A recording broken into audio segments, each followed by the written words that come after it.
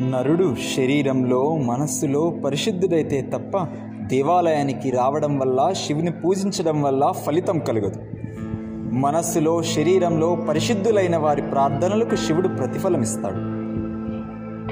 దరిద్రునిలో దీనునిలో రోగిలో శివుని చూడగలిగిన వాడు నిజమైన శివారాధకుడు.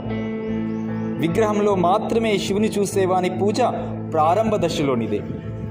ఒక దరిద్రునిలో వాని జాతిని మతాన్ని కులాన్ని మరి దేన్ని గాని పాటించక శివుని చూచి వానికి సాయపడి ఉపచారాలు చేసిన వానిపై శివునికి ఎక్కువ ప్రీతి. తనను దేవాలయాల్లో మాత్రమే చూడగలిగే మనుషునిపై దేవునికి అంత ప్రీతి ఉండదు. ఒకడేమో శివుని కన్నుల అందాన్ని, ముక్కు చక్కదనాన్ని, ఇతర అవయవాల సౌందర్యాన్ని ఊరక అభివర్ణిస్తూ స్తోత్రాలు చేస్తూ ఉంటాడు. మరొకడేమో శివుని సంతానమైన దరిద్రులను, దీనులను, సమస్త జంతుజాలాన్ని అది ఇది అనడం ఎందుకు, సమస్త సృష్టిని కనిపెట్టుతూ సేవిస్తూ ఉంటాడు. వీరిద్దరిలో శివునికి ఎక్కువ ప్రియుడెవడు?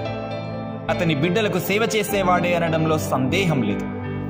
తండ్రికి సేవ చేయకోరేవాడు మున్ముందు వాని బిడ్డలకు సేవ చేయాలి.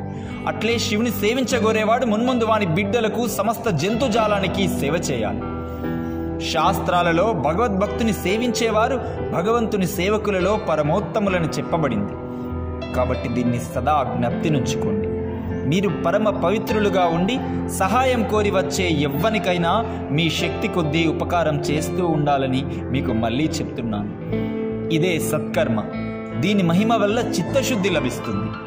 అప్పుడు ప్రతివానిలో వసిస్తున్న శివుడు ప్రత్యక్షం కాగలడు. ఆయన ప్రతివాని హృదయంలోనూ సదా నివసిస్తూనే ఉన్నాడు.